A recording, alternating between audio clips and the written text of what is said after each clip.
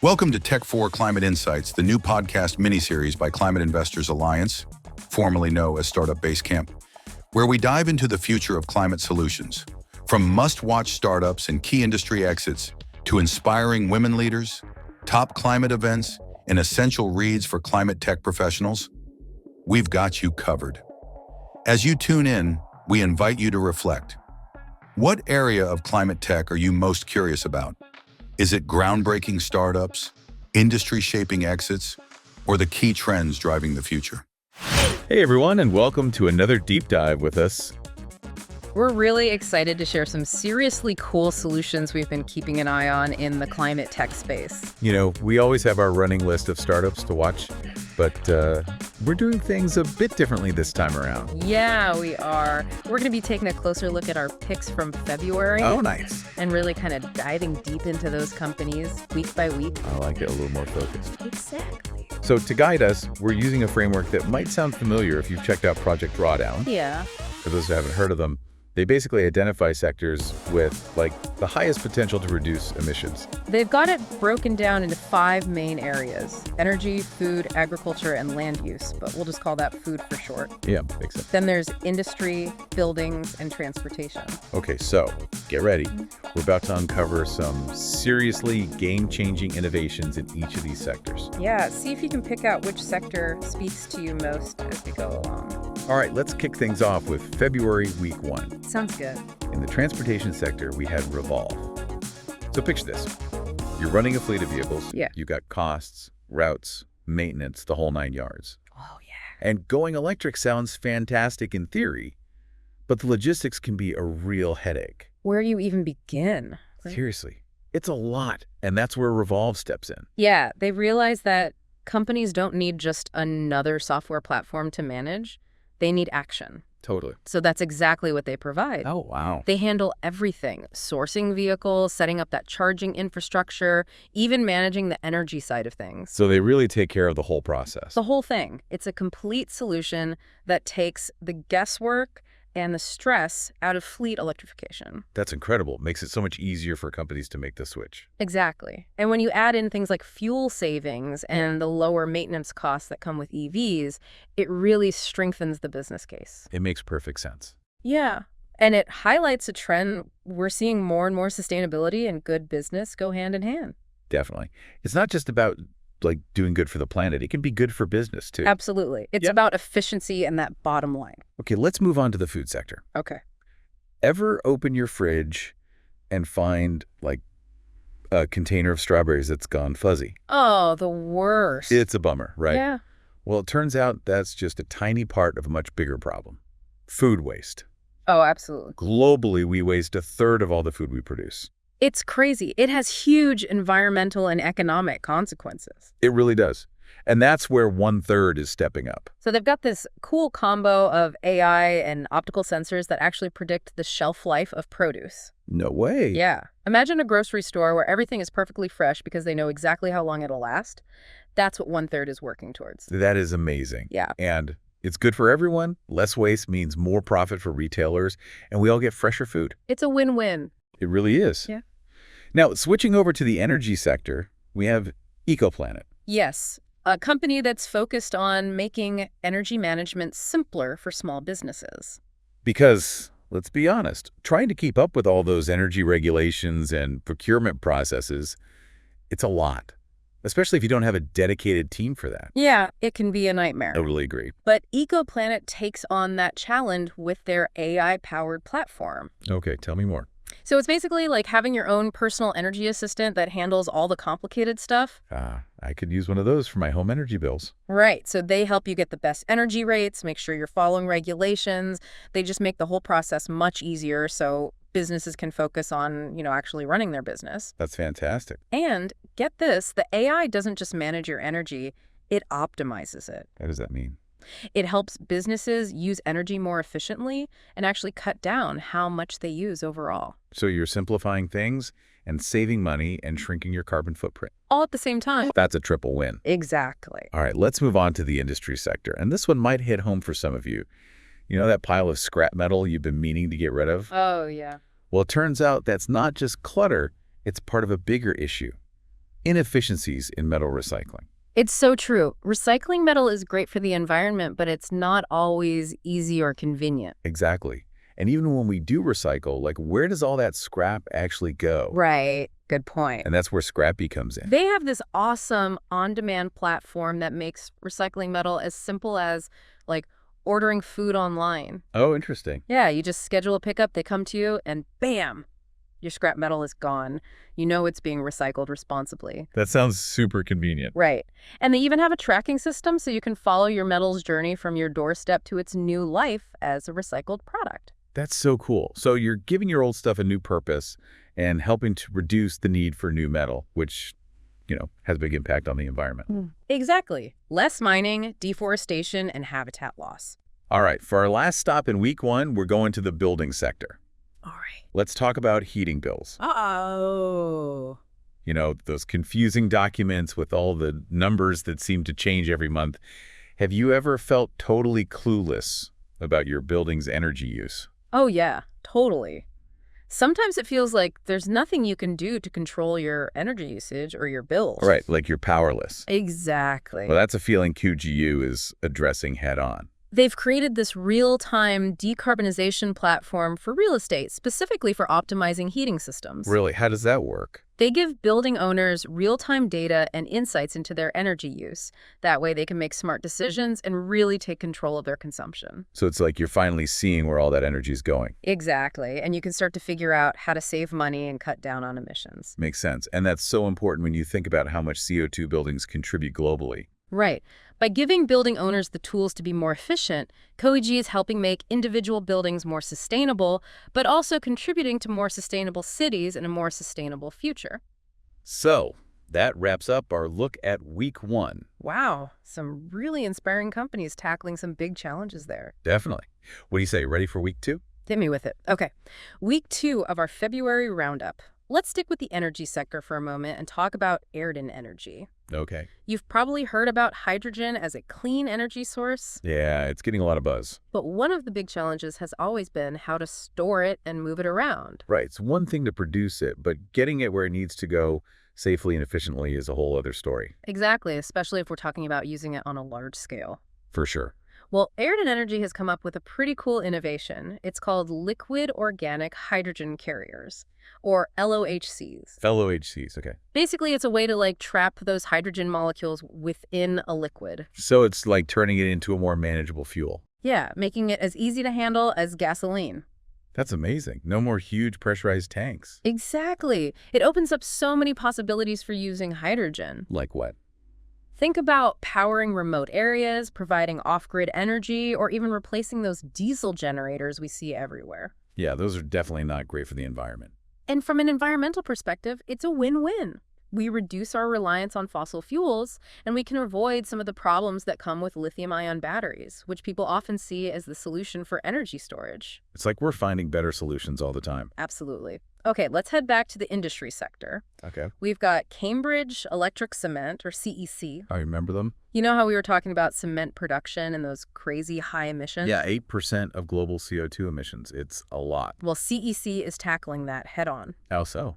They're producing low-carbon cement using recycled materials and an electric arc furnace. Why? They basically take waste concrete, break it down, and use the furnace to transform it back into high-quality cement.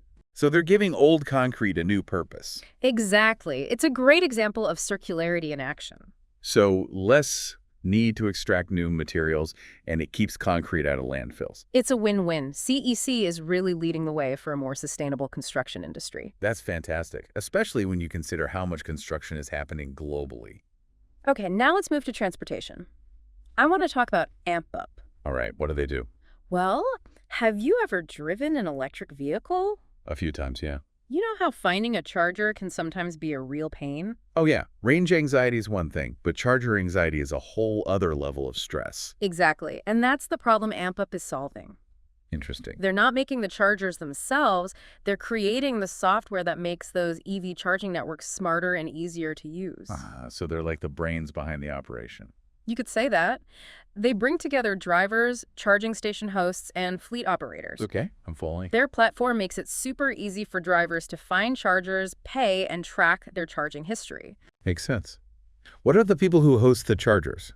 For them, it provides tools to monitor usage, optimize energy delivery, and even connect with renewable energy sources. So they're really trying to make the whole experience more seamless. Exactly, removing those barriers to wider EV adoption. Now that's something I can get behind. Oh. Okay, what's next? Let's go back to food and talk about biosol. Biosol. Okay. They're asking a pretty fundamental question. Do we really need to rely so heavily on chemical pesticides? It's a good question, especially as we learn more about their potential impact on the environment and our health. That's right. So what's their take on it? Well, they're developing microbial-free biopesticides. Okay, break that down for me. These are pesticides derived from natural sources like plants or bacteria, but they're engineered to be free of harmful microorganisms that could be bad for ecosystems or us. So they're finding a way to protect crops without those nasty side effects. Exactly. It's a big step toward more sustainable agriculture. Less chemicals, healthier soil, better water quality. It sounds like a positive change all around. And it aligns with this movement toward regenerative agriculture, which is all about working with nature, not against it. I like that. Yeah. Okay, what's our last stop for week 2? Let's end with the building sector and a company called Branch Energy. Buildings again, huh? They seem to be a hotbed for innovation. They really are. So what's Branch Energy all about? Well, they're addressing a pretty common desire, wanting lower energy bills and a smaller carbon footprint. Yeah, we all want that. But how do you actually make it happen? It can be tough to know where to start. Totally. Branch Energy has found a way to simplify it. They combine renewable energy, smart home technology, and data analytics to optimize energy use in homes. Okay, I'm intrigued. Tell me more. They handle everything from installing solar panels and smart thermostats to analyzing your energy usage and making sure you're getting the most out of your renewable energy system. So they're like a one-stop shop for making your home more energy efficient. Yeah. Pretty much. They make going green easy, and they make sure it's actually saving you money and reducing your emissions. It's like they're taking all the guesswork out of it. Exactly. And it's not just about individual homes, it's about the bigger picture, too. In what way? By integrating solar power and smart home tech, they're helping to create a smarter, more sustainable energy grid. That's important as we transition to cleaner energy, right? Absolutely. It makes the grid more resilient Mm-mm. and helps balance energy demand. That's fantastic. So that wraps up week 2. I'm blown away by all these innovative companies. Me too. It's so inspiring to see what people are coming up with. It gives me hope for the future. Me too. Ready to see what week 3 has in store? Bring it on. Week 3 of February already. Time flies when you're talking climate tech.